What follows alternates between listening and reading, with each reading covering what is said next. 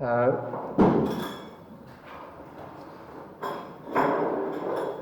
a paradigm shift going on in economic policy at the moment, and it's starting to accelerate. It's been going on for a little while, it's starting to accelerate. And just yesterday in the European Parliament, Mario Draghi said that it's time we looked at MMT. Last week I was in Frankfurt. What was that? Yeah, last week. And more and more people are starting to want to know about it. Last Monday I was in Paris talking to one of the largest investment funds. Wednesday in Berlin with Kimco, the largest bond trader and dealer in the world. And these are the guys that are now starting to come on board, because increasingly they're all working it out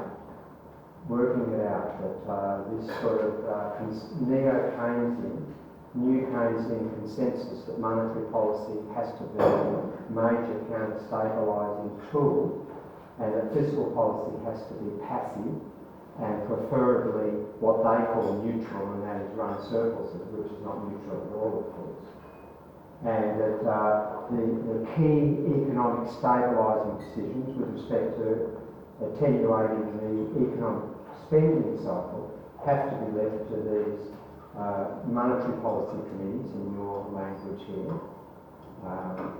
And that consensus developed during what I call the neoliberal era. It was sort of evolved out of monetarism, and that it's what I call the sort of depoliticisation of economic policy, that we increasingly were pushing key economic policy decisions into the responsibility of unelected and largely unaccountable officials. Sure, they appear before our parliament once a year and get interrogated, but that's not accountability to us. And that trend of privileging monetary policy over fiscal policy was part of this thing of what we now think of neoliberalism, some concept of taking the policy arm out of the direct accountability of us.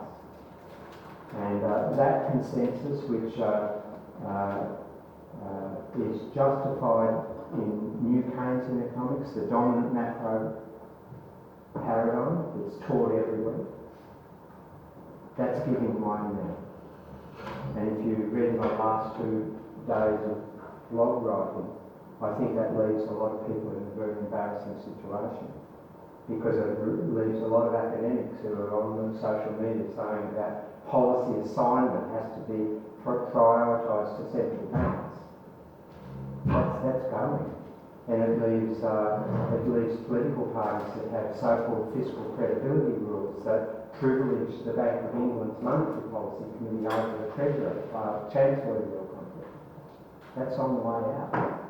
And now you're increasingly seeing the softer new Keynesians like Larry Summers and Krugman and Rogoff and these guys, who aren't on the hard side of the mainstream, now coming out and saying the same thing. And in the media now you're seeing also increasingly this thing that we've got to have fiscal policy dominance. And it's as if it's sort of something new.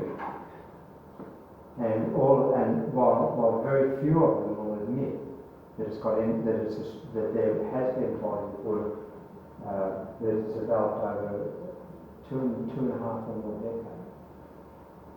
And in my particular case, my first MMT writings were in 1978. Now, we can call it MMT, but that's where I started progression.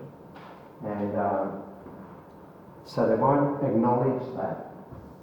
And you get guys like Robert Skidelsky this last week, with his brave new job guarantee. That's just straight MMT, core MMT. And so this paradigm shift's underway.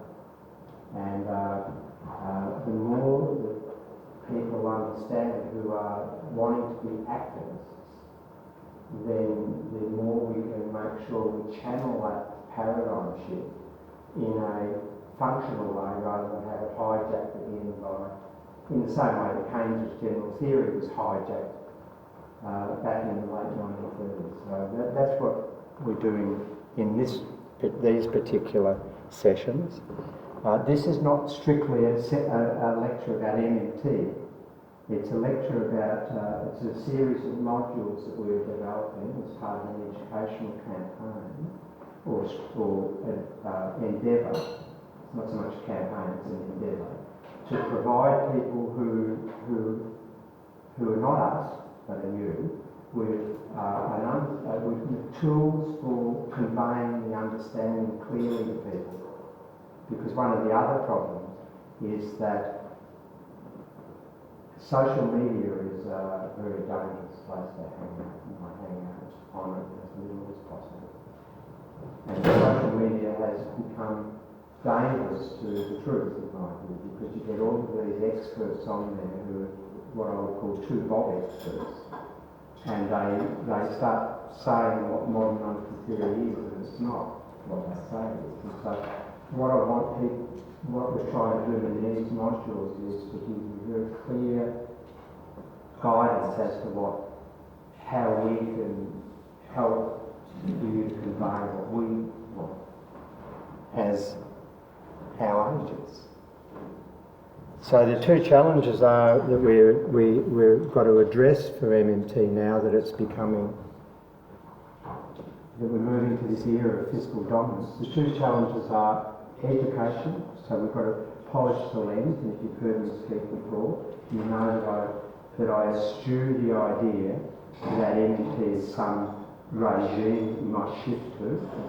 You know, I often see on social media people with all good intentions saying when we have MMT, everything's going to be fine. And then we have critics getting up and say, you know, if you have MMT policies, it's going to be chaotic. Well, there are really no MMT policies. There's a stability framework, which is the job guarantee, which is much more than just a policy option. It's an embedded stability framework, but other than that, there's no policy. And we've developed the lens. This makes me see better as I get older.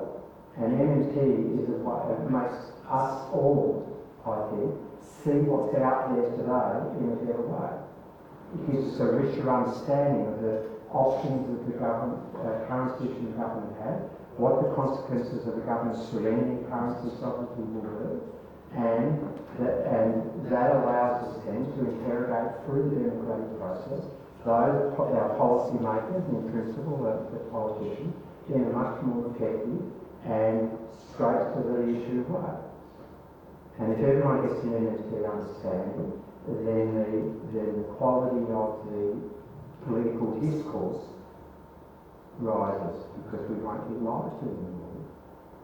And we'll ask pertinent questions and we'll demand answers, and we won't be sidetracked with spin. So part of this session and the sort of work that I'm doing is to polish the lens a bit better, so that you're really not vexed with false ideas.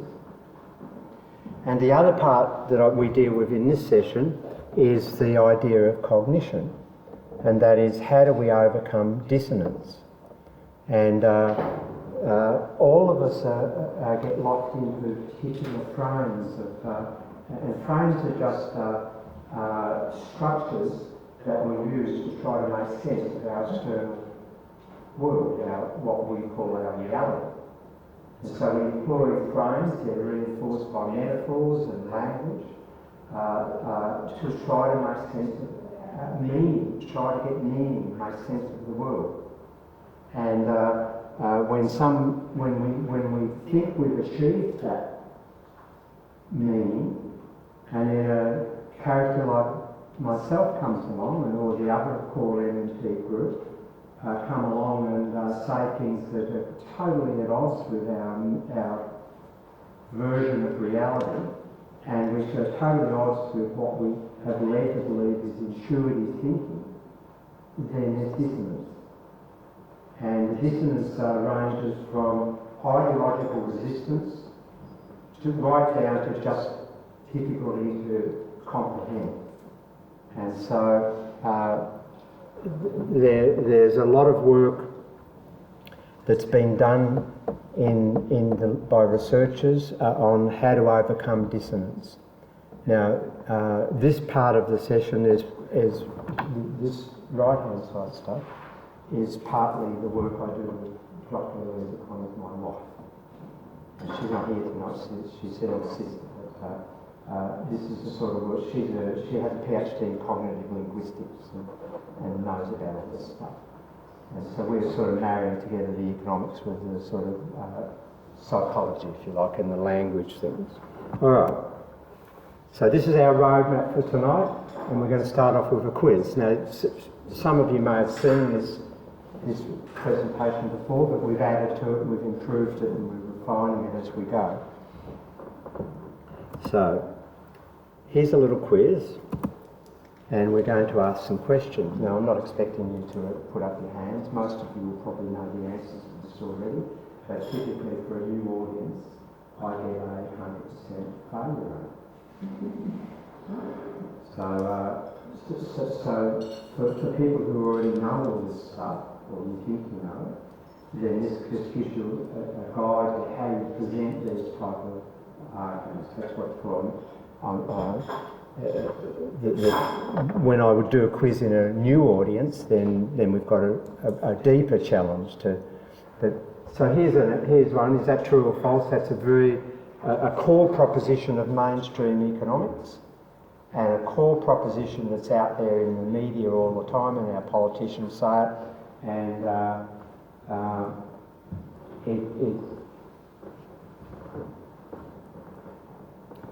it resonates really easily with people's intuition and their own experience. So true or false? Well, the answer is clearly false. And these are some ideas on how to think about conveying the falsehood to people who have got dissonance. So, most people are able to have never really thought about it, but it's very easy to get people to understand that the government is the currency issuer and the household isn't. And we use the government's currency and we can't get it until they spend it. And that's fairly easy to get started in your discussion. And then you can sort of take the argument into some of the language that's associated with that falsehood about taxpayer funds.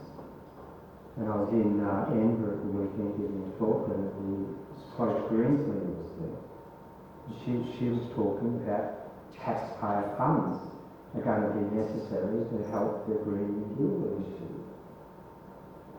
And it was an interesting interchange when I pointed out there's no such thing as taxpayer funds funding spending. Yeah, we're taxpayers and we have our funds that are raised in taxes, but then the causal link to spending isn't there. Because if you go back to first principles, then we can't pay our taxes until they spend. Government spends. And then you can go on and introduce real constraints. That a currency-issuing government has no financial constraints, but has real constraints. And then you reframe the whole debate as to the discussion as to what these real constraints are and what does it mean to have a real constraint. And once you've got to there, you're on the victory lap. Here's question 2, and this is the next step in the argument. Taxpayers fund government spending. We know that to be false. And so then you can have a discussion on what. So there's a huge dissonance in that proposition. That we're paying our taxes, we're going to work, and each year in Australia we have to file our tax return, and it's a complex process, and we fill it all out, and that all the tax form that we fill out is all online, right? Or get a tax account to do it, but all of the form, the questions are all reinforcing, and I presume it's the same here, I know it's the same here, I've probably from here, all of the questions are reinforcing the myth. And so it's a really deeply held view that I go to work on kept tax, and that tax is essential to buy public services and roads and infrastructure. And so you've got to work out ways to, because the first question is, if you say government's not financially constrained, then the next question is, well, why the hell do they punish us with taxes? So what you're saying then is we don't have to pay taxes, because that's a sort of an immutable logic. It just flows nicely. If you can get them to agree, if you can get a person to understand that the government doesn't have financial constraints, well then you've got to explain to them why taxes are absolutely essential in the monetary system. And so this is a really difficult thing to explain to people, the idea. And you have to marry it back to the idea of real constraints. Because what taxes do is create real resource space for the government to spend into. And what does that mean? Well, you can summarise that even more simply by saying taxes create unemployment. And what does that mean? People say, well, how can taxes create unemployment?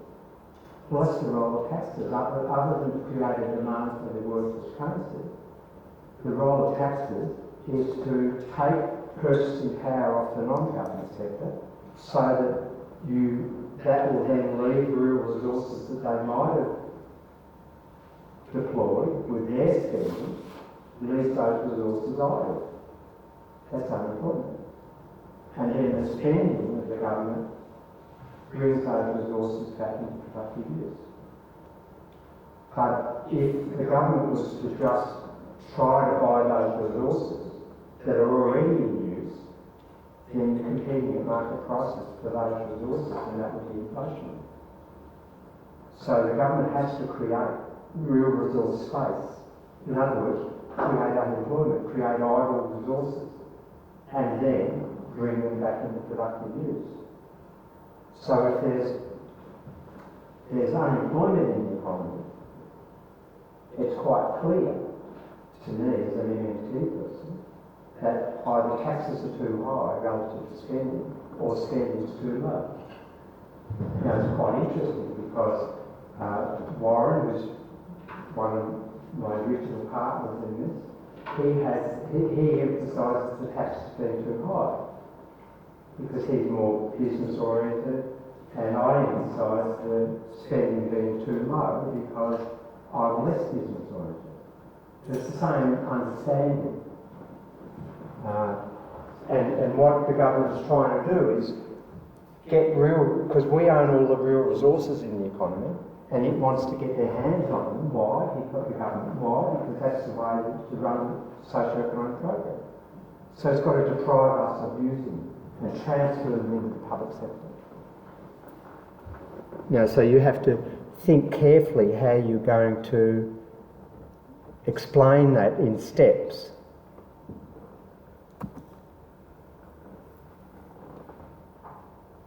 Okay, so this is about borrowing. So if the government's spending more than it's taxing, then it has to borrow money. And so then you get a whole lot of stories developing about, oh, well, government spending just means we're going to get more debt on our backs, our private sector back, and that eventually the government might have so much debt it won't be able to pay, or it'll have to put future taxes up. And if you dig more deeply into economic theory, you'll know there are theories about Ricardian equivalence, that government deficits the theory is government deficits are ultimately futile because they just offset. So the net injection of spending by a deficit is completely offset by us withdrawing our spending. Why? Because we fear the rising debt, which has to be paid back with higher future taxes. So therefore we save up now and reduce our consumption spending. That's Ricardian equivalence. Now that's a deep economic theory. But it's a really, even at the most emotional level, we worry about government debt because we think it's something that, you get these debt clocks and, you get these conservative think tanks publishing these papers that every man, woman and child in the nation is now has, you know, X number of pounds on their back. So it's a really big thing. The answer's false, of course. And so here's where you really get to the crunch. You say, well, look, if it's a currency issuing government, it doesn't have to issue anything. You know? So do you mind if I ask? No, I don't know. The previous question didn't say the government has to. It said the government does. Yeah. And at the moment, our government is funding the difference. I appreciate it doesn't have to, but at the moment, the government is borrowing. No, it's not funding any difference. It's issuing debt to match. It's matching its deficit with the... So it's the terminology. It's absolutely crucial. It's the language issue.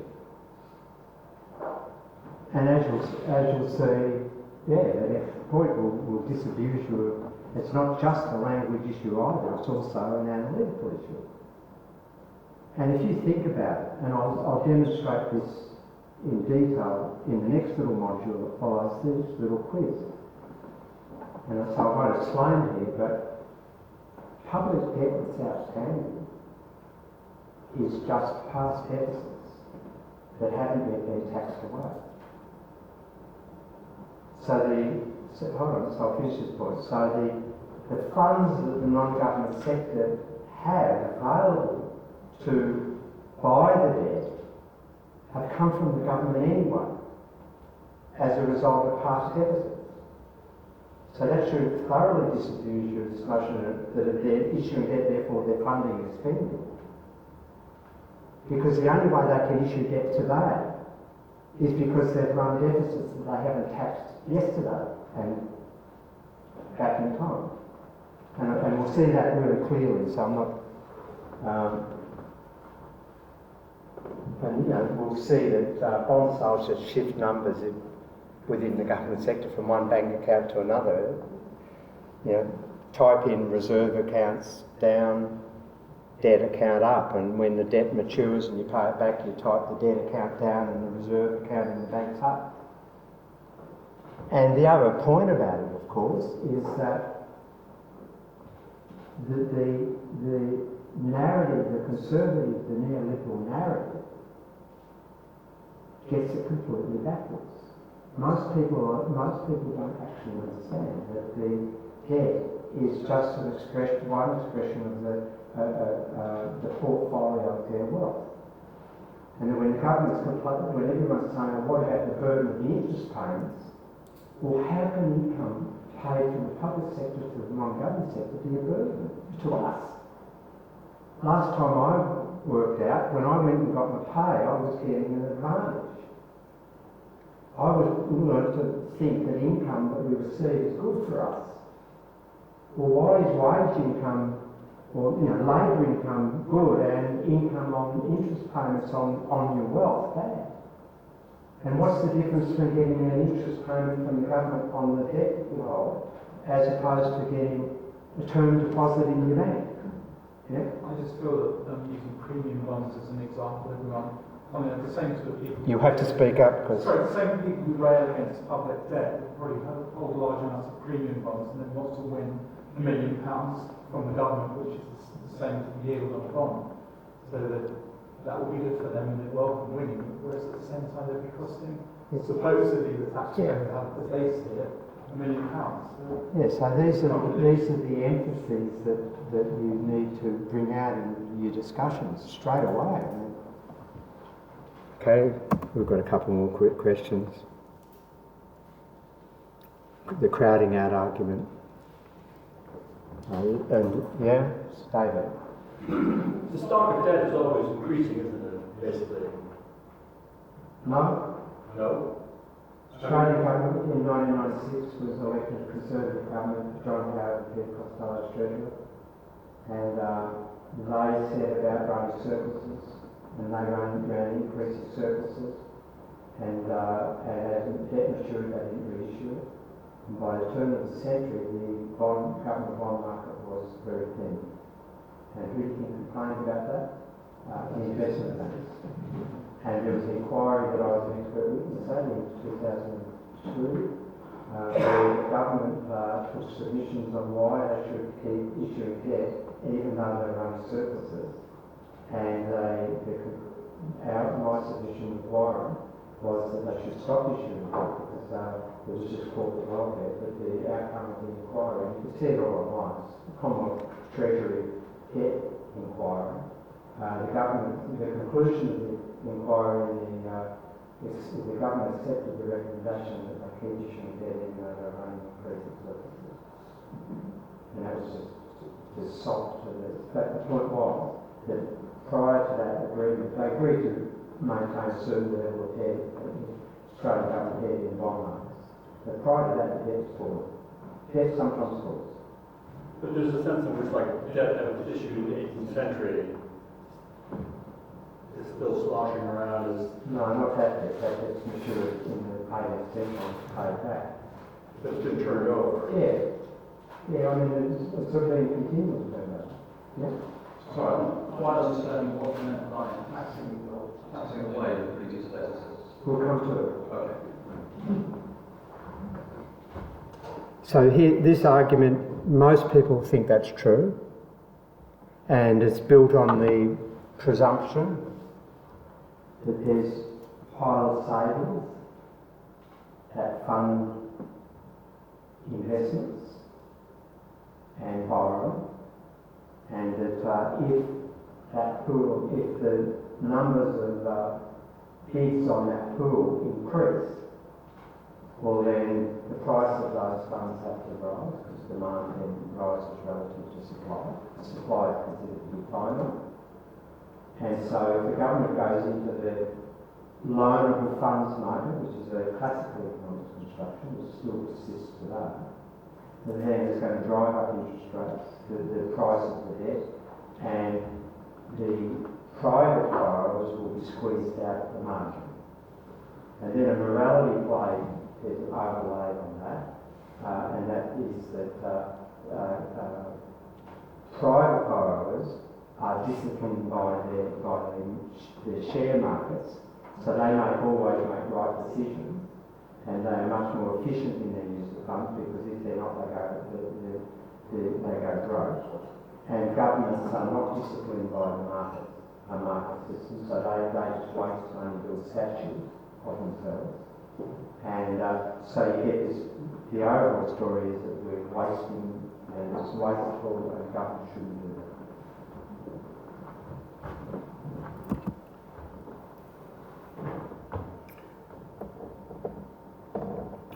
And in a sense, it's what we call a supply-determined model of banking.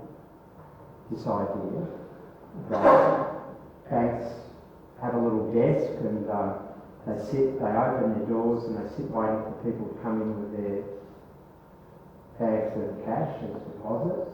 And when they get some deposits, they go into their reserves and then they can lend that out. And so, if there's more people competing for those deposits, then you get bank forces their price up. Now that's not, and that's taught in every mainstream monetary economics course. That's the foundation of mainstream monetary theory. Now, it's not rocket science to go and ask someone in the bank how it actually operates. And bank lending is just demand determined, not supply determined. Supply determined means the deposits that they can raise. And every bank in the world will sit there and they will not wait for depositors to come in, but wait for creditworthy borrowers to come in. And they will, whenever a creditworthy borrower comes in, they type some numbers which are a loan, and immediately those loans create deposits. The deposits don't create the loans, it's the opposite way. And they've got an unlimited capacity basically to do that. And the more creditworthy borrowers who come in at any point in time, the more loans they create and the more deposits they create. So the idea that if the government's trying to borrow money from the private system, that somehow restricts the capacity of the financial markets to lend to anyone else, it's just a fraud. It's just a fraud. Now, moreover, this point here, that what happens when the government runs a deficit, spends more than it taxes, is that goes into the non-government sector in all different ways, procurement and transfers of all sorts of ways, and then there's all sorts of transactions that are going on, and those transactions ultimately show up in the reserve balances of the banks, because each bank has to keep a reserve account with the central bank. Now those reserve accounts are very special accounts. They don't lend from those accounts. Those reserve accounts are to make sure that the daily payment system is stable. Because there's all sorts of checks and transactions going on between banks, and the way they're resolved each afternoon is by contra entries in these reserve accounts at the central bank. Now, if there are excess reserves in the system, so banks formulate an idea of what is going to be the likely draw against them on a particular day from other banks, and that's their required reserve estimate. And they don't really, normally the reserves don't earn them any return. Since the crisis, the central bank has been paying returns, but typically not. And it varies in different countries. But they typically have earned below commercial rates. So banks don't want excess reserves if they can help it. They want enough so that they don't have to call. And the other point is that if they are short of reserves on any day, they can always get them from the central bank anyway. But they get them at a penalty typically. So, and there's a sort of moral view if you have to go get into the central bank through what's called the discount window. That suggests you're not managing your bank very well. So they prefer to have the reserves and they'll lend those reserves to each other, not to the whole retail market. And so if there's a deficit, there's going to be excess reserves. And if the system has excess reserve overall, an individual bank can lend them to another bank because they're excess. You might have a system excess, but you might have some individual banks that won't have an excess, who have to get reserves. But even if all of those banks from what's called the interbank market lend to and swap them, at the end of the day there'll still be an excess.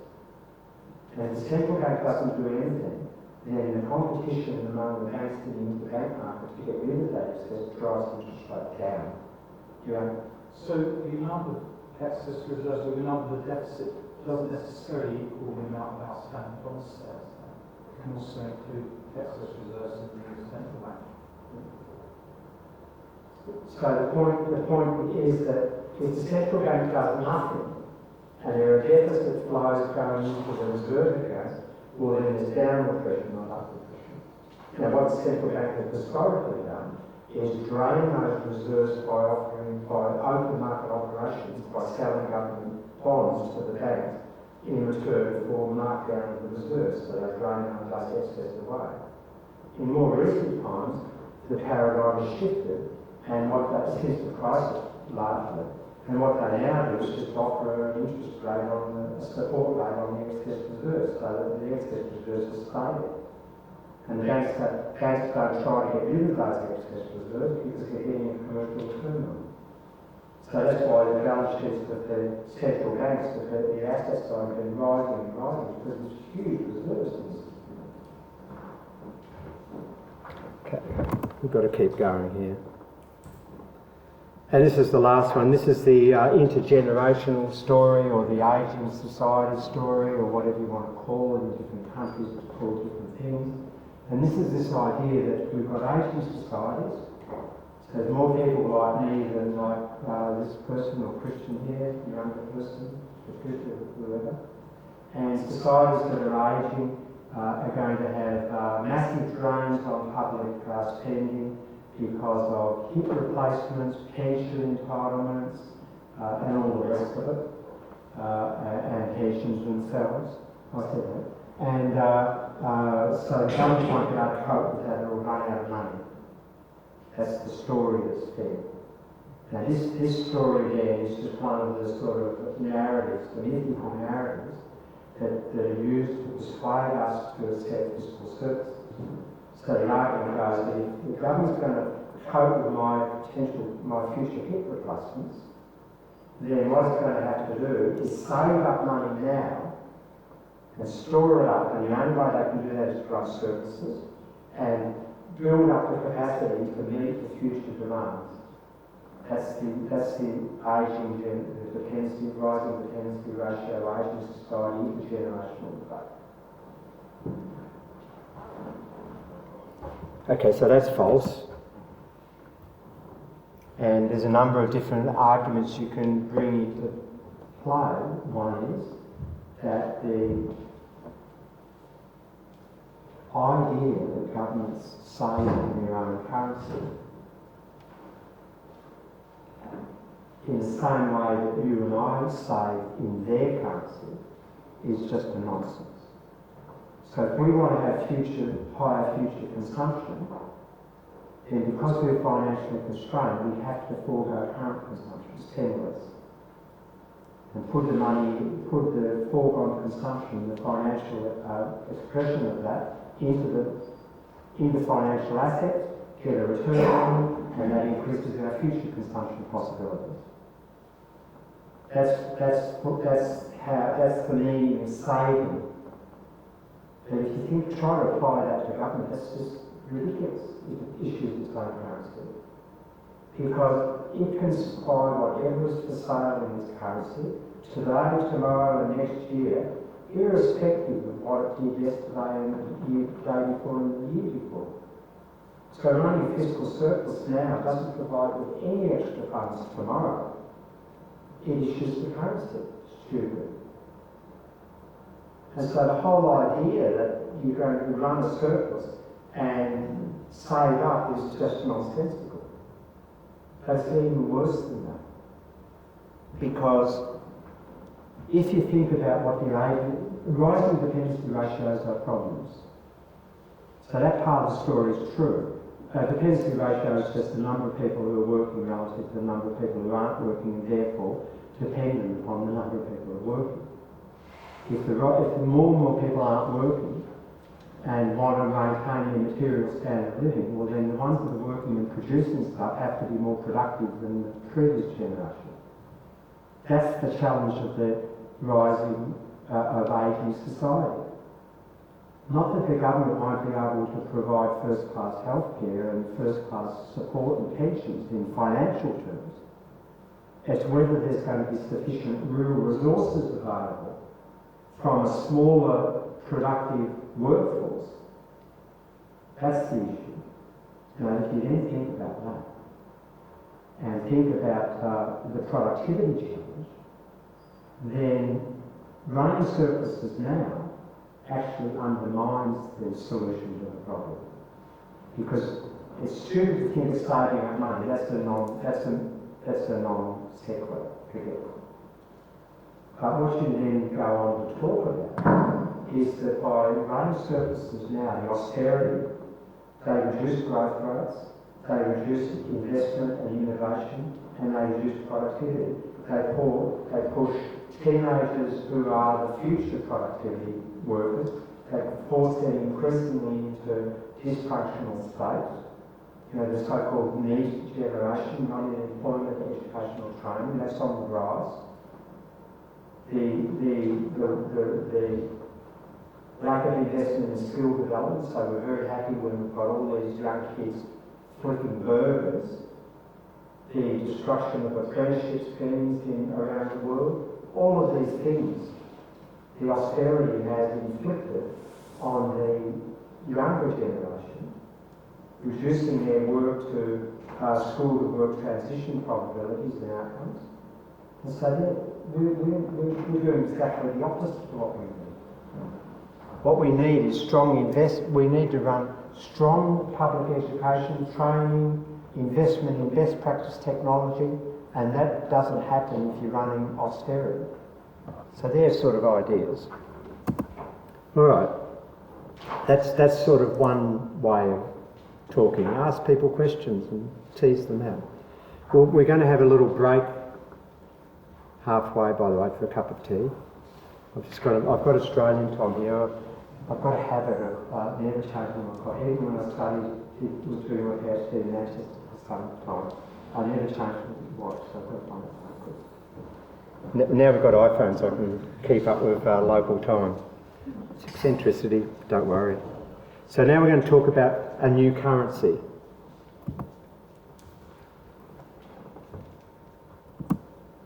So, the way to introduce the idea of MMT is to ask people, what's the problem with government? You know, because why do we want governments? What's the problem that the government has in a currency situation? Well, the problem is that it has to provision itself. So all these real resources are there in the non-government sector. All the things that are essential for the government to deliver its program. And what we want to work out is how we're going to shift those resources into the government sector. And that's what the role of a currency is. And so if you get if at the very beginning you get people to understand that the challenge for government and the role of its currency is to shift those resources. So now we can offer police services and teachers and build stuff and have transport and telecommunications and all the rest of those things. So you run a thought experiment. Imagine that imagine we're in this room and I now announce the time for government. And I'll be very good. And so I say, I'm going to introduce this new currency. Now, it's not backed by any rare metal like gold or silver. And so it's otherwise worthless. There it is there. And to disabuse people of the idea that we're going to print money in this economy, we actually are just going to, all transactions will be just digital. And you've got to disabuse people from very early days that there's any printing money going on when the government's spending. So we've got this digital currency, and the government announces that that's the currency, and the non-government sector is asking questions, well, why are we going to use this currency? You've already got currency here, pounds. Why would I come in and force you to use this currency? It's worthless. You just ignore me. And so the government has to create, when a government creates its own currency, it has to create a problem. And the problem is that it creates a tax obligation in the currency. Now that immediately gives us a problem. Because previously I said, I'll get Danny here and Christian to do things for M, the M currency, and they said, go away. And now I give them a problem as part of the currency operation. I say to them, well, if I go away and you don't pay the tax, then you go away somewhere. Prison. And I've got the legislative fiat, the legislative authority, because that's the rule of law, to do that. Now, why is that a problem? Because I issue the M. You don't have it. I've got to spend it into existence before you can pay that tax. That's the problem. So I can solve that problem because I'm the currency issuer. And I solve it very simply. I can spend 100 into existence. And that immediately the problem's over. You've got the 100, you've done work for me, I've shifted resources from the non-government sector into the government sector. Those resources are being applied to provide services and stuff. I've got all those things I shifted across. And we've got an operational currency and a policy program. Now, I didn't need that $100 in taxes to do that. I could have offered to spend $100 as the first thing to do, and you would have told me to go away because the currency is worthless to me. But once I create a problem, then I create value for my currency. All right, let's now, and I'm going to be answering these questions about debt being untaxed. I was just going to say, could a role play thing work, suppose we used to actually do a role play with that currency. The idea is to say you can't leave the room unless you've got £100 or like a ticket to actually get out. Yeah. Here we go. So that's people when they came in the first place. By the way, this is the ticket in, but you'll need a difference. I need some heavies. Yeah, but that works. Well, here's a bit of a game. And this will help answer your question about debt being untaxed spending, deficits. So here's our accounts, simplified national accounts here. We've got government down this side. Above this line are all flows. The flows are spending over a period of time. A stock is a value at a point in time, measured at a point in time. So spending is what we call a flow of spending. A bank deposit, like a bank account is a stock. You measure it at a point in time. So here we go. The government announces that it will hire people for 100, and I'll just say dollars, it's M's, but we'll call it dollars because I'm getting tired.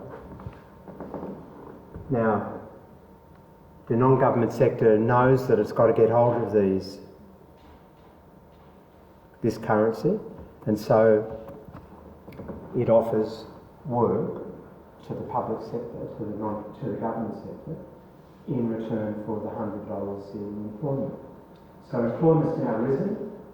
This is a simplified example. We're abstracting from a lot of reality, but it gets to another thing. So we've now got employment rising. People are working in the public sector that had productive resources in the non-government, owned by the non-government sector. Now the question then is that the $100 of income allows the non-government sector to pay their $100 in tax obligation. Now this is a really important point because now you can see the causality. Because the mainstream idea in the taxpayers funding government spending and all of that argument has that arrow going has these arrows going in a different direction. So this is the MMT causality.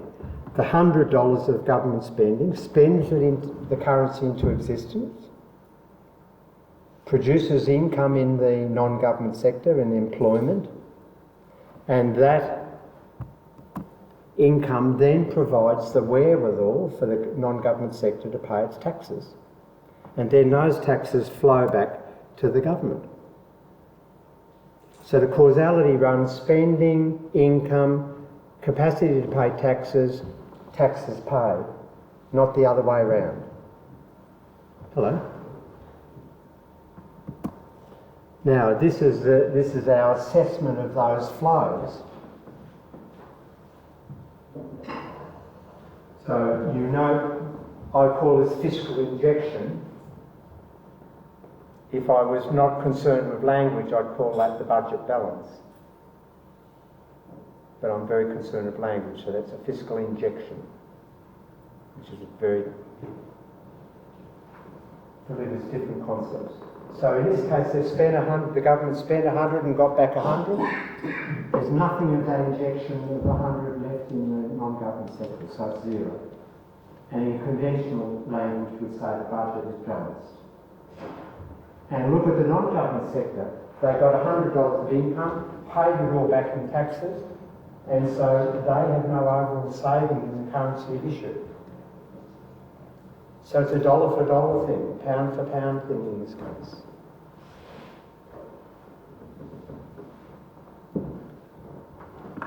And in terms of the wealth and the debt, there's nothing happening here yet.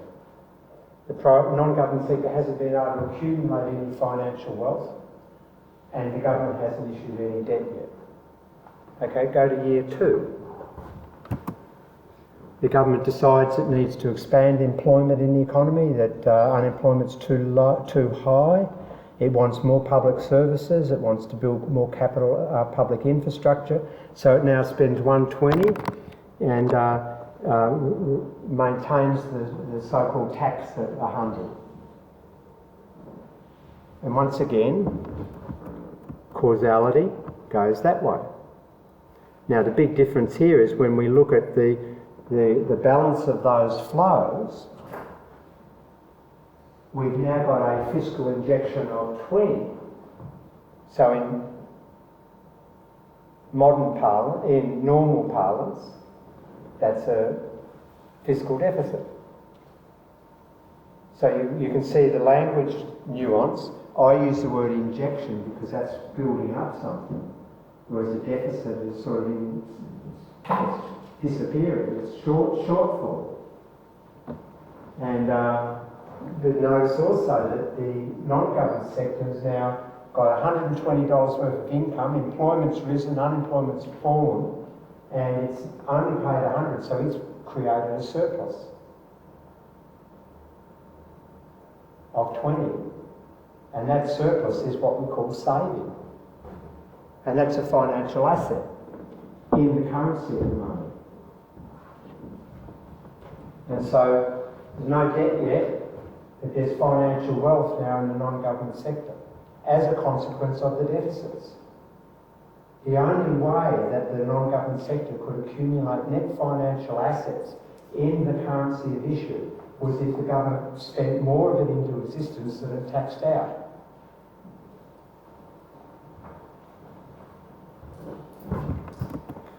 Here's year 3. And so the government sustained its deficit, 120, 100 in tax. And so in that particular year, the injection's been an additional 20.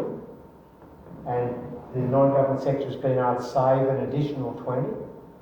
And so their portfolio's gone up to 40 now of wealth. 20 from saving last period and 20 this year. Now in this year we have the government saying, oh well, we'll encourage thrift, so we'll create an interest earning asset. Because up until now, before that, this was just going to be held as cash, this 40, non-interest bearing wealth. So the government says to the non-government sector, we'll offer you a bond that will deliver a 10% return, which is totally unrealistic in this day and age where there's negative yields, but forget it. And you can shuffle your wealth portfolio between cash and bonds. And most people, we maintain some cash for day-to-day risk management, like a car breaking down or something that goes wrong in the house, hot water service breaks out or something. And then we'll park the rest of our wealth in less liquid forms. That's the way we behave. In this case, I'm just assuming that everyone converts their cash balances of 40 into a bond, they buy bonds. Now we can answer the question from the back. So we've sold bonds, the government's issued $40 worth of bonds. Now, can you see now that the wherewithal in the non-government sector to be able to buy those bonds has come from its saving balances, and those saving balances were directly created by the deficit spending, and it was deficits that were not yet taxed away.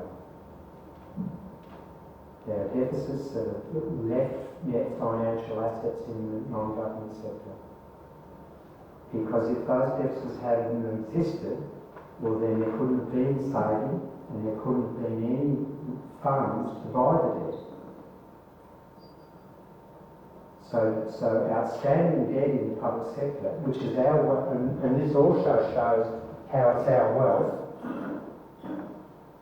and it allows us to have portfolio decisions between liquid and less liquid wealth. That's what's happened here. In this case, they've gone to totally less liquid. But it's untaxed deficits, past deficits. And so the wherewithal came from the deficit spending, not the other way around. The bonds, the debt doesn't fund the deficits. It matches the deficits if they issue debt, but doesn't fund them. The funds for the bond purchases that come from past deficits. So it's government money just borrowing it back again. And borrowing it back so that there's a diversity of financial instruments for the non-government sector. Yeah? What's the lag between a fiscal injection and bond sales? Because it always seems that the bond sales somehow are roughly equal to the net fiscal injection. But They're not roughly, they're exactly equal. But doesn't the government has a net fiscal injection, but doesn't it take time to work straight through the system? Yeah. But you're saying it's almost immediate though. The spending's immediate. Goes in, I mean, if the government tomorrow, if HM Treasury orders a bridge to be, some contracts or whatever, that goes into the spending system whenever they make the decision. But isn't there a lag before it ends up in excess reserves in the... Well, as soon as it's spent, it's going to end up in the reserve system. As soon as it's spent. There's the savings accounts of the contractors and who's ever getting money from the... Well, I mean, okay, let's say that I'm a contractor and I get a cheque from government, and I might date that cheque today, so it doesn't show up immediately, but I might date it tomorrow. So then it'll show up. Now, the debt sales are not continuous. They have regular auctions, so there's some mismatch there. But remember, I'm talking here intrinsic capacities of the system, because overlaying in the real world are all these accounting smoke screens, voluntary constraints and accounting arrangements, which require governments to have certain amounts of money in a certain account, certain numbers in a certain account, which they spend out of. So if we think about it like that, then we led into and the bond sales will go into that account. And if that account has a zero balance, well then the government won't spend. But they're all just accounting mechanisms that have been voluntarily created. And like at the beginning of the GFC, when the governments were pumping billions into the bailouts, all of those things just get bypassed. So in a normal accounting structure, it looks as if the government's spending after the bond sale money comes in. But that's not the intrinsic part, that's not how intrinsically it works. Okay, the last bit of this is that we all freak out now, and because we've been running these deficits and we're going to run out of money, and so now I impose fiscal austerity. And I tell the non-government sector I'm pulling in my belt, and I only offer employment of $76, and because there's outstanding debt of 40, I agree to pay 10%, so I'm paying $4 on the outstanding debt. So government spending now is 80. And so wage income goes up to 76, down from 120, so there's now less employment, less economic activity, unemployment will be rising, and taxes paid are still 100, so the balances of the period, the fiscal injection is now negative. So in normal usage, that's now a budget surplus, a fiscal surplus. Yet the question then is, well, clearly the non-government sector is now, their income is less than their spending, which in this case is the tax payments. So ask yourself the question, well, there's a liquidity squeeze on the non-government sector from the surplus. Because the question you ask yourself is, well, where does the non-government sector, if it's receiving only 80 and it has to spend on taxes 100, Where does it get there? Has it funded its deficit? Because it uses the currency. And the only way it can fund its deficit, this is its deficit in that period. Negative saving. And the question is, well, how does it fund that if it's because it's not the currency issuer? Well, it can only fund that liquidity squeeze by running down its wealth. It's built up wealth. And so in this case, this little example, which is stylized, it has to liquidate and sell some bonds back to the government. Or if it had money in the cash balances, it would have to run down its cash deposits. And of course, it sells the bonds back to the government, which reduces national debt. So then construct the two narratives on that little scenario. When the Australian government was running their surpluses, the Treasurer, Peter Costello, would tell the government TV and say, we're getting the debt monkey off the Australian taxpayers' back. But what he was really saying was he was destroying the wealth of the non-government sector. And when he said that getting the debt monkey will save us interest payments and give us more money for health and education, he was really saying he's destroying some income flow to the non-government sector. Do you think he knew that? I don't know him well, he knew it definitely. So he was doing it deliberately. I was a politician. Why would, I mean, that's a sort of naive question, I don't know the answer myself, but why do you think conservative politicians would take all these actions that actually destroy the wealth of the non-government sector, considering that we think that we want to be increasing the wealth of the non-government sector? What's the motivation for really doing that? Because you think they'd be against taxing more than they're spending. No, that's a discussion in political science, and you would note that they wouldn't be imposing the austerity on the military-industrial complex or the top end of town, as I call them,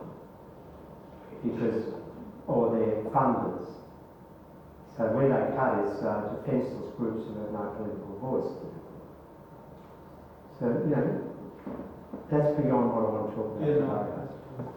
But the point is that most of us, because of this creates, what I'm saying now will create terrible dissonance among the majority of the population, because they have been led to think in that terms that the government debt is their burden and that ultimately it might cause the government to run out of money, which means that our hospitals and stuff will be suffering, or the government will force us to pay higher taxes to pay the debt back. And so if the government's not issuing debt with those liabilities, we've been led to believe that means our taxes can be lower, and that the government will be able to continue to fund at lower taxes things we care about, like education, health and transport and stuff. But the reality is the opposite. When governments run surpluses, they are destroying our wealth, dollar for dollar. And when they're forcing us to run down our bond holdings, they're undermining our income flows, dollar for dollar. And they're not getting any extra income, any extra capacity. This gives them no extra capacity to fund public services and build capital infrastructure. Okay. So principles learned, and I think we need to have a break. And this is about framing and language. So there's two different ways of advertising the frozen yogurt. And those two different containers would evoke totally different perceptions about the product. So that's what this is about.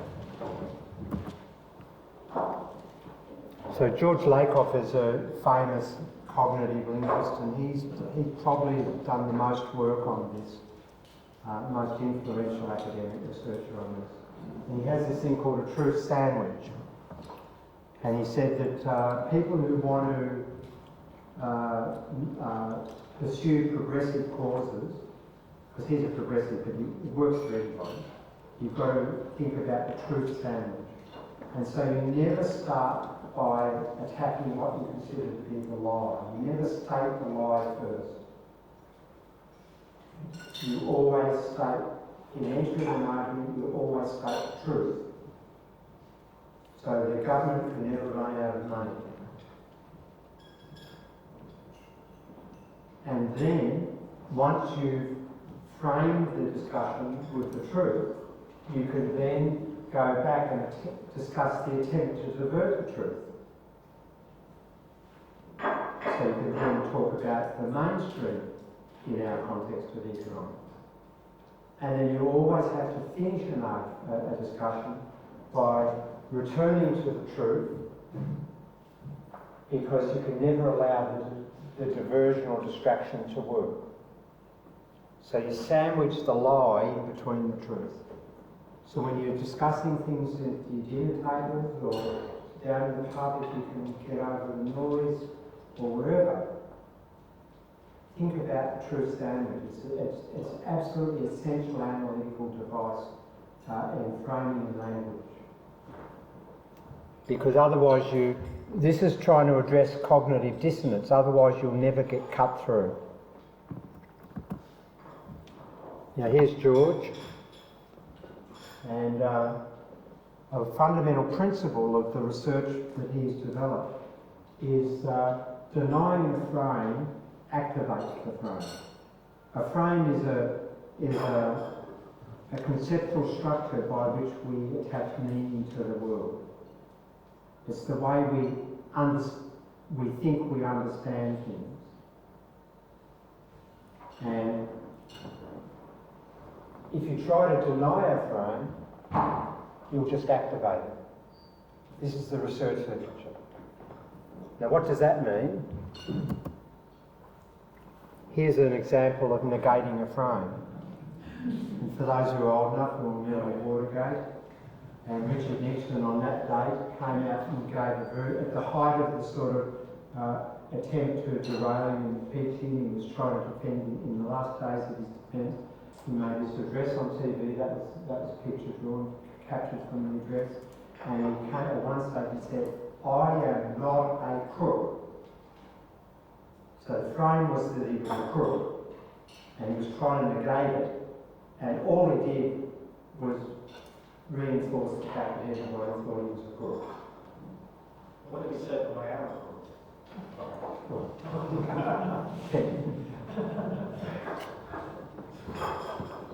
So often we try to use negation of frames in our discussions, as I'll show you, and it's not the way to argue or to construct a discussion.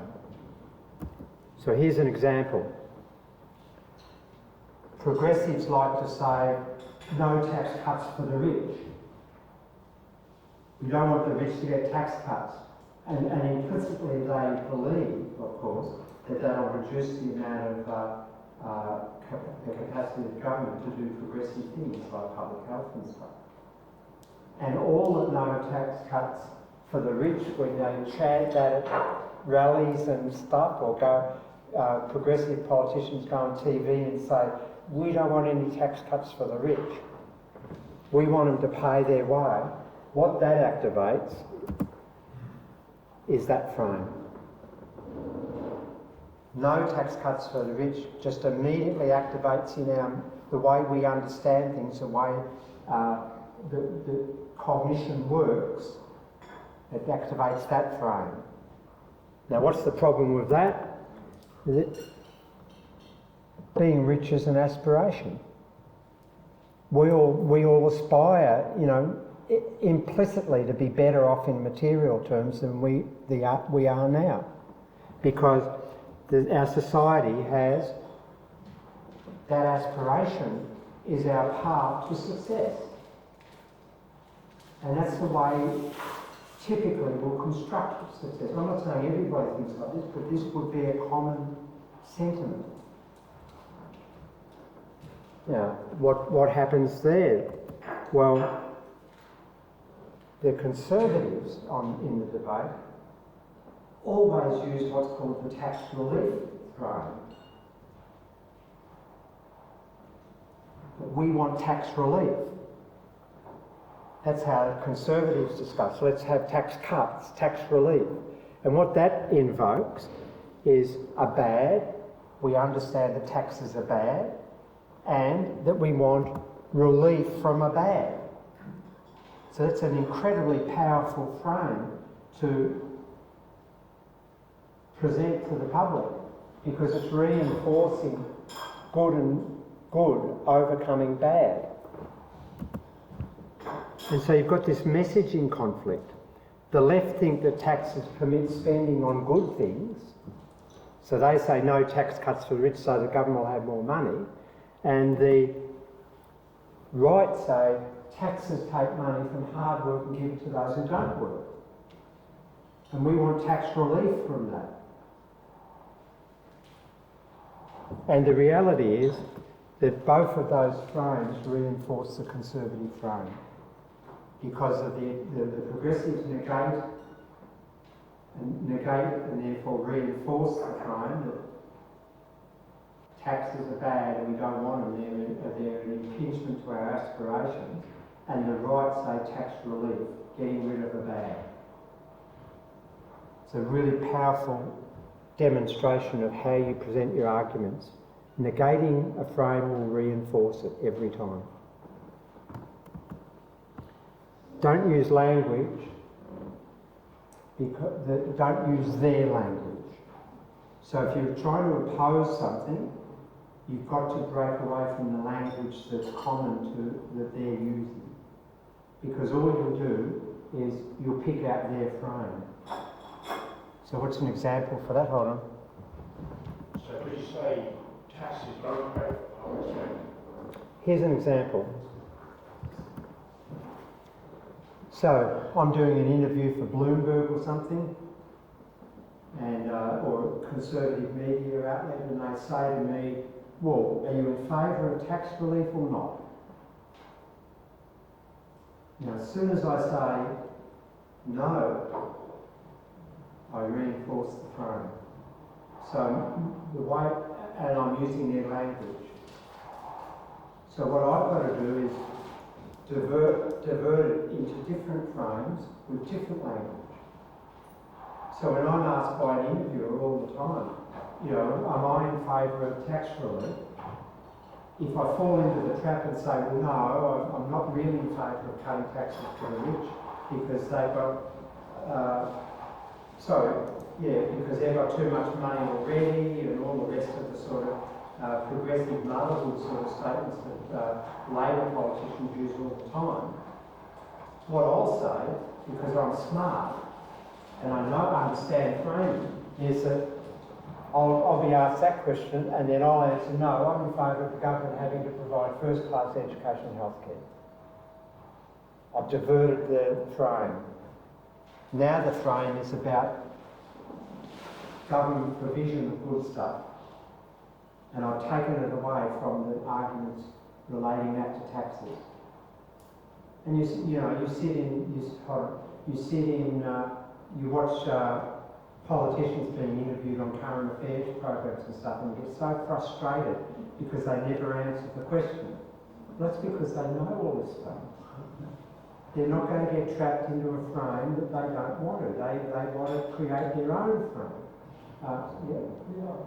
Yes, I'm wondering though, isn't that, even this answer, isn't that reinforcing the message that the tax actually pays for those things?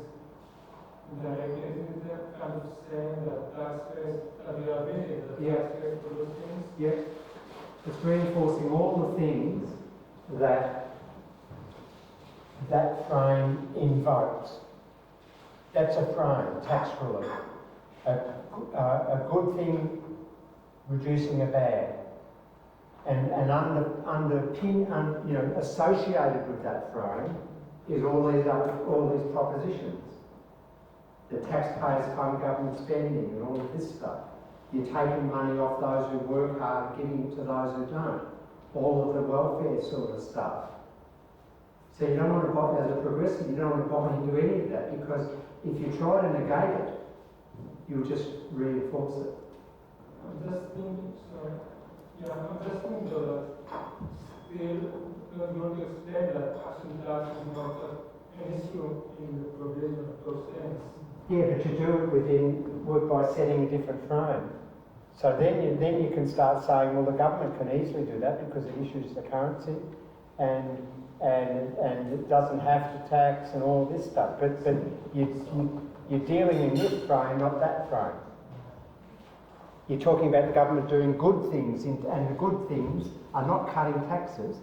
They're providing hospitals and healthcare and aged care. Wouldn't it be, sorry if this takes it off course a little bit, but couldn't you play into that frame and go, yeah, actually I think the lowest income earners in this country do pay too much tax, and we should definitely cut taxes on them. So, you could deal with that type of thing. It doesn't get us to the taxes don't fund spending thing. Think truth sandwich. You've got to have the first statements you make have to frame it in the way you want, and then you can go and talk about diversions, but don't buy into the language straight away. That's the argument. So for MMT, of course, this is the dissonance argument. We're up against a really powerful sets of frames that reinforce cognition. It's completely the opposite to the way MMT thinks. So that's our challenge, and that's why I'm doing this work. So here's a few further pointers in trying to redress or address that dissonance. You should never start an argument, this is again from the research literature, never start an argument with the facts. So you never go and say, oh, unemployment sort of 13% is too high. It's factual, but it won't win the argument. Because people will interpret that fact within their frame. So yeah, there's 13% of people who are too lazy to work. So you've lost the argument. So what you've got to start off with is what's called in this cognitive literature a destination. You've got to start framing your discussions initially in destinations, because we all love getting somewhere. I'm going to New York tomorrow. I'll be very happy when I get there. And so the destination that you start with should encapsulate our conceptions that we could all agree to of social purpose and aspiration and all of that. And then you can start talking in terms of, well, what do we want the economy to do for us? How is the economy going to allow us to reach that destination?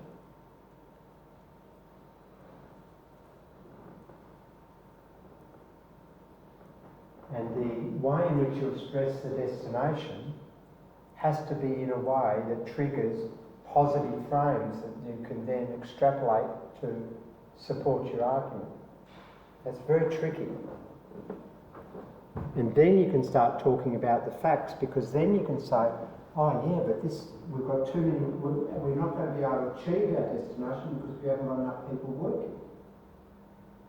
Rather than start bemoaning that you haven't got people working from the beginning and triggering all the negative stuff that we've been led to think about unemployment, laziness, not searching enough. You express that in terms of a failure to achieve a destination that you establish as being desirable. And some years ago there was a group of mayors, cross-political, National Party and Labor Party, so normally wouldn't talk to each other. who were sick to death of the effect in their local areas of the austerity that the national government was pushing on to them as part of the whole neoliberal agenda. And they formed a Mayor's Task Force for Jobs.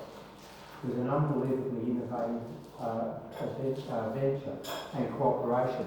And they had the grand purpose, zero waste of New Zealanders. It was a terrific social purpose. And it immediately framed their activities and everything they did in terms of zero waste. We love that. We don't want waste. And we certainly don't want our people wasted. And so then they could get down to discussions about facts and stuff. Now you also need, in this literature, there's a concept called event causation structures. So you actually have to link your destination to some events and some causation.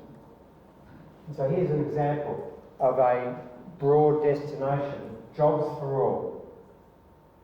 Now unless you believe in UBI, then everybody likes jobs for all.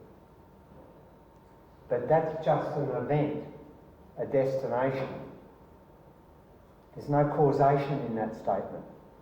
So a right-winger can say, yeah, we want jobs for all, that's a great thing to achieve, but we'll do it by incentivising private markets and deregulating and getting more activity there and cutting wages and getting everybody to be more incentivised. So that doesn't do it. You've got to attach a desirable causation to that because this is their causation. Deregulation, privatisation. So your grand social purpose gets hijacked. So here's how you can progress there. You have to add an appropriate action that has a causation to it. And so here's an example. We want jobs for all. Everybody agrees with that. Which means that aggregate spending in the economy has to rise by X% to generate 1 million jobs. So you've immediately got the broad social purpose frame attached to a causation structure. That we have to create jobs. Now, then you reinforce, then the causation structure becomes, you have to make that evident. How do you get that aggregate spending to generate the jobs? Well, you get it through government deficits. So you've got the purpose, the event creating the work, and the causation that will create the work, government spending above taxes, stimulus.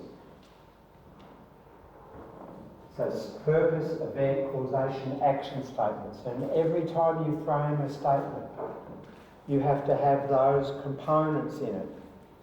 You can't just go and walk down the street, jobs for all, when do we want it? We want it now, that sort of stuff. That just reinforces frames that you don't want to reinforce. Okay, quickly. So some points on language. This is really the difficult part.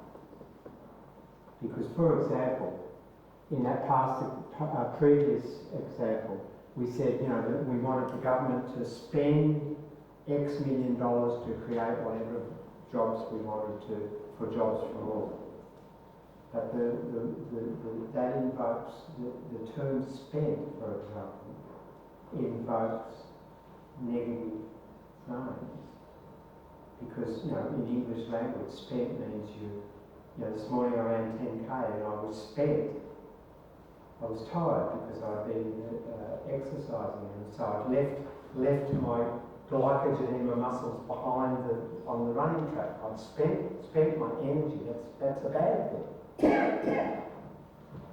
And so the alternative is that I might say government invested X million dollars, because this is an example we use these metaphors from a very early age. The cognitive linguists tell you that we have an embodied conception of mind and body in the way we understand reality. And we use metaphors that invoke physical as well as mental constructs. as a way of creating meaning to our external world. So a really key metaphor we use, and you might be aware of it, but we're using it all the time, is this more is up metaphor. So we attach a quantity with a vertical distance, vertical direction. So if something's going up, we think that's more and that's good. If something's going down, we immediately think it's less and that's bad. And this, this is embedded in the research literature. It's a really powerful thing about our cognition. It's all subconscious. We don't know we're doing all of this, but that's what we're doing. And so invest is building up, more is up.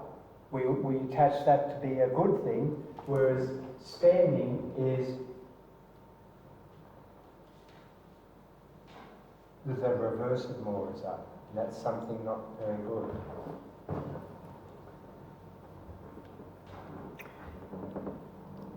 And the more is up works in reverse.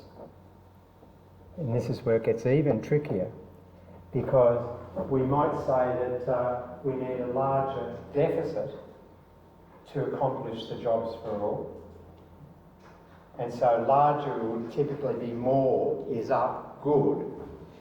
But the language then triggers the reverse of more is up, because more in this case is actually worse because we're saying deficit, which is a shortfall. Really tricky. Yeah, works deficits we consider to be bad. It's a shortfall. We're running out. And the other reason I never use the word budget, unless I put it in inverted commas, is because it triggers the household metaphor. So in all my writing, you'll see mostly these days I never use the word budget deficit.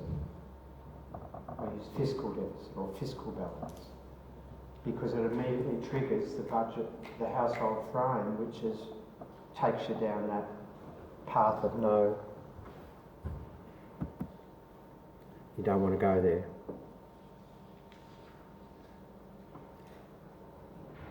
And whenever you're talking about the more is up metaphor, and you're constructing it in an event structure that I talked about before, purpose, event, action, causality, destination, you always have to link the purposes that you're talking about with destinations. The destination must always be prominent, and you can modify our reaction to the more is up metaphor, the way that triggers our frames, by adding an appropriate destination. So for example, the government deficit rose. So that statement up to there would trigger the reverse more is up metaphor in our cognition. But then if you add a desirable destination and generated higher levels of wealth for households and firms,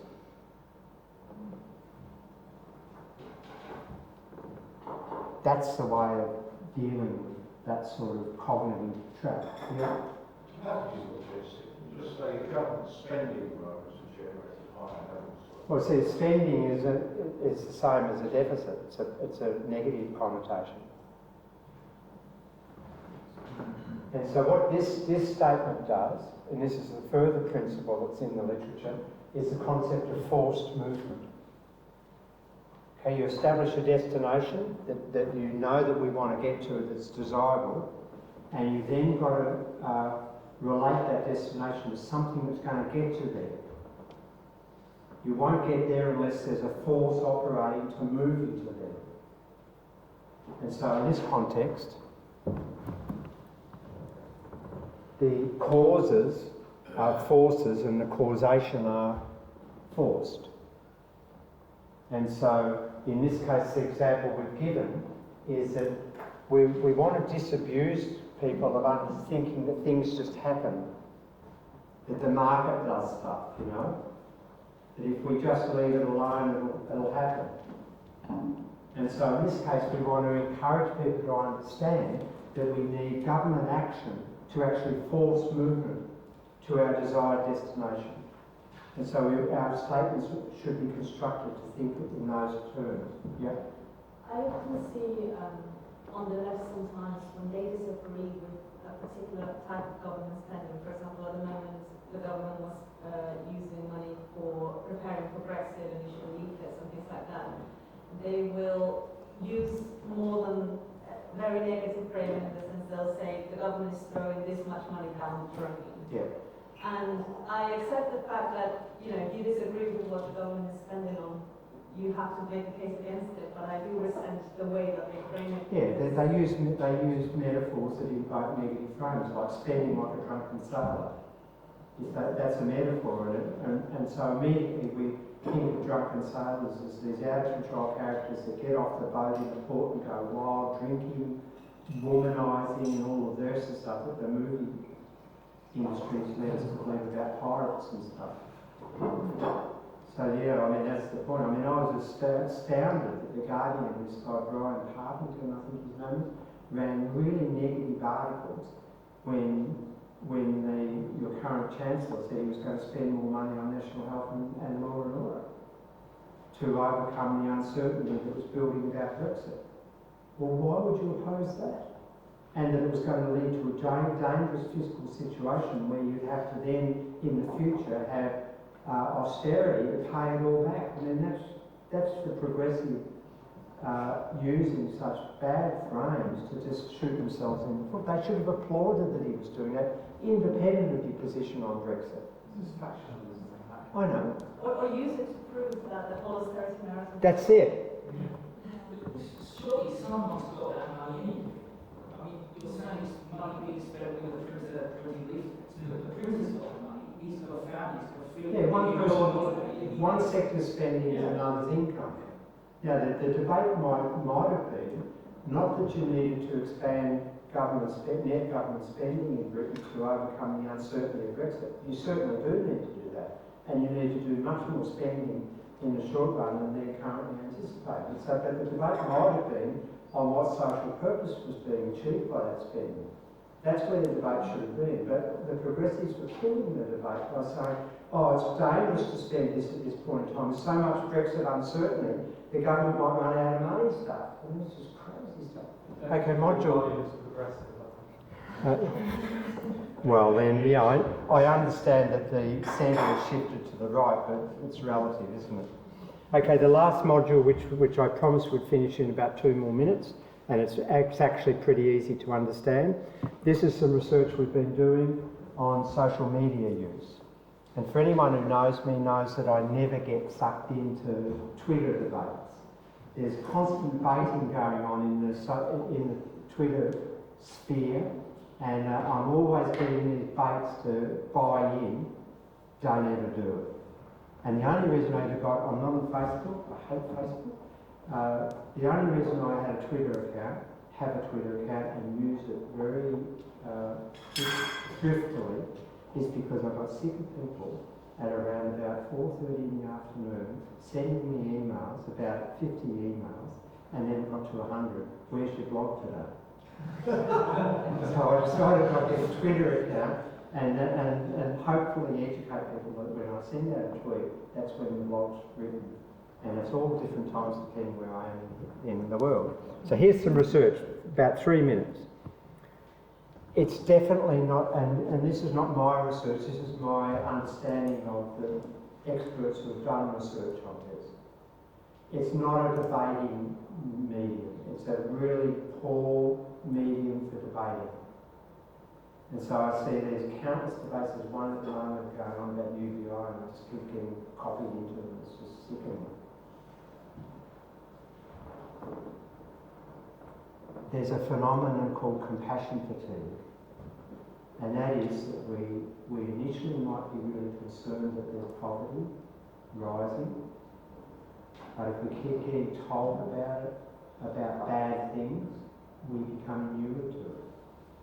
And so the message just becomes powerless. So if you think you're doing a good job out there by tweeting every day how bad austerity is, well then you're actually doing a bad job. You'll be invoking what's called compassion fatigue, and you may as well just not send tweets. And what Twitter has been found to be suitable for is this third one. It's extremely suitable for leading a reader to a preferred external source of information. That's what it's suitable for. But moreover, this is the thing really interested me when I sort of was reading all this literature. The next thing is really fantastic, because if you learn to frame your tweet correctly, the tweet that refers a person to an external report or something, a bit of information, then you can actually, if you word the tweet properly, you can actually condition the way in which the person reads that report. You can frame them in a way that they'll read the report in a way that you want them to read it, in a sympathetic way. That's incredible in my view. And that's why the tweets have to be really worded carefully if you want them to refer a person to an external report. Because you can get the way that you can condition the way they receive that report. And so you could get a person who had views that were at odds with your views, and you refer them to an external report that reinforces your views, and you can get them to read that report in your frame, not their frame. And here's an example. So this is a typical tweet. You see, local community faces 10% unemployment. Parents cannot feed their children. Tories to blame. Compassion fatigue. Just washes off. It's wasted time. Whereas if you say economy needs more jobs, so you're trying to get the same message.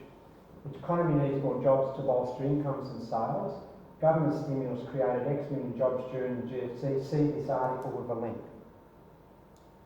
So they've already been framed to think that the government created the jobs, and that increased income and activity. Whereas this first one just washes away. The last slide is the difference between what are called structural and individual frames. And so whenever I talk, whenever I talk about unemployment, I always say it's a systemic shortage, a systemic failure of the economy to produce enough jobs. That's a structural statement. A systemic failure. It's the system failure. The economy to produce enough jobs. And that's juxtaposed with an individual frame. So for example, if you frame poverty structurally, then people assign responsibility to society at large. Whereas if you frame it individually, so often you'll see on TV or in the media, case studies of a really disadvantaged single mum or something who's just lost their job, got 4 kids, poverty, hopeless situation. And while that might be very well meaning, it's framing the problem as an individual problem. And our cognition will be triggered to then assigning the responsibility of that person's state to them. Whereas that person's not poor because of them, that's not what you want people to believe. They might be. That's not what you want people to think. But you've used an individual frame rather than a structural frame of that poverty. Poverty is because there's not enough jobs in the economy, it's a systemic failure, and that's the solution to poverty. So it's got nothing to do with the individual particularly. Alright, so that's the end.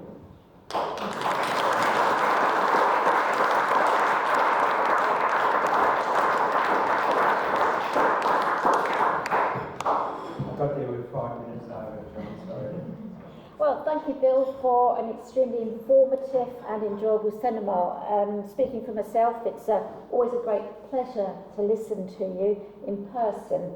The clarity and precision that you bring to the subject is really second to none, and I'm sure that it will provide a huge amount of food for thought for us all when we go home to take these ideas to speak to our friends and our neighbours and others about this really important subject.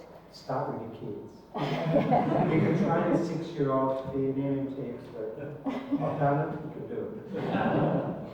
Okay, so once again, it's been a real pleasure to have you with us, and we look forward to many more occasions and the day on which we can say, job done.